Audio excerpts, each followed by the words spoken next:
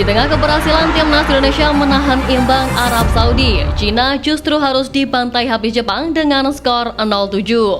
Pelatih Cina Branko Ivankovic pun meluapkan kekecewaannya. Ivankovic menyebut pertahanan yang dibangun di masa persiapan tak berhasil membendung ketajaman para pemain Jepang. Bertanding di Stadion Saitama, Cina tertinggal 2 gol lebih dulu pada babak pertama.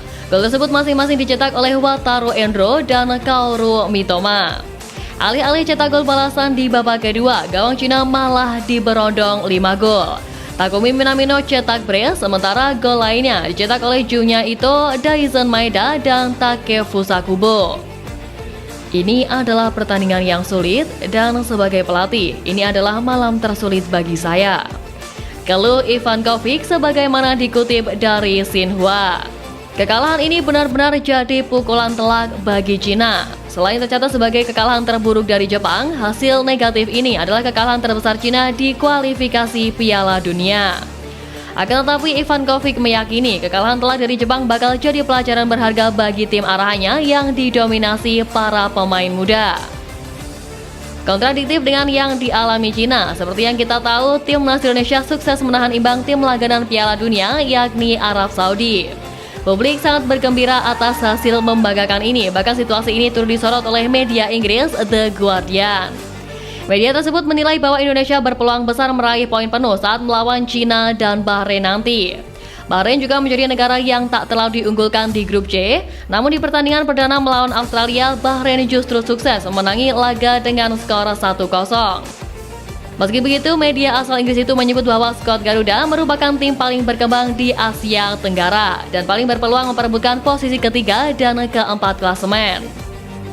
Bukan tanpa alasan menurut mereka, meskipun tim Merah Putih menjadi negara dengan ranking terendah dan bisa saja menjadi juru kunci, namun kebijakan PSSI menaturalisasi pemain keturunan Grade A beberapa tahun terakhir membuat tim besutan Sintayong bisa bersaing dengan tim terbaik Asia. Beberapa nama top tersebut diantaranya Jordi Amat, Nathan Chow, J.I.Z. hingga yang teranyar Martin Paes. Ditambah pemain dalam negeri yang makin meningkat, Sintayong bisa meramu tim yang bisa menembus 18 tim terbaik Asia. Bahkan, usai mempermalukan Green Falcons di kandangnya sendiri, pelatih timnas Indonesia Sintayong menegaskan anak asuhnya bakal menjadi kuda hitam di putaran ketiga kualifikasi Piala Dunia 2026. Bagaimana tidak, skuad Garuda mampu membuat publik tuan rumah terdiam setelah mencetak gol pada menit ke-19 lewat tendangan Ragnar Oratmangun yang bolanya berbelok usai mengenai Sandy Walsh. Meski punya peluang emas lewat hadiah penalti, namun Green Falcons gagal memanfaatkan kesempatan untuk unggul. Hal ini berkat performa Martin Paes yang luar biasa. Berhasil menahan imbang Arab Saudi dan membuat Roberto Mancini frustasi, Sintayong menegaskan bahwa timnya akan berbicara banyak di putaran ketiga kualifikasi Piala Dunia 2026 meski tergabung di grup yang sulit. Atas hasil di laga perdana kemarin, skuad Garuda pun berhasil menambah poin di ranking FIFA sebesar 6,88 poin. Hal ini membuat timnas Indonesia kini memiliki total 1.115,61 poin sekaligus naik di peringkat FIFA. Sontak hal ini membuat negara tetangga ketar-ketir.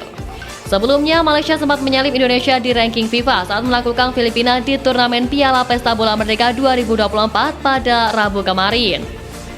Hasil tersebut membuat Harimau Malaya mendapatkan tambahan poin sebesar 4,48 poin dengan total 1.112,6 poin dan posisi Malaysia pun sempat menyalip timnas Indonesia.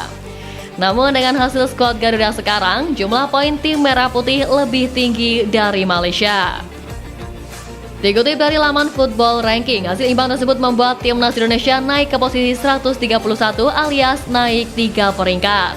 Meski demikian, hasil ini hanya sementara karena baik Malaysia dan timnas Indonesia masih menyisakan 1 pertandingan lagi.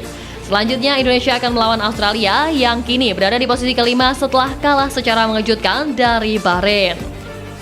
Berkaca pada hasil yang didapat Bahrain itu, bukan tidak mungkin jika Indonesia juga bisa memetik kemenangan, terlebih bermain di hadapan publik sendiri di Stadion Utama Gelora Bung Karno. Saat melawan Australia, Bahrain hanya menguasai 28% penguasaan bola.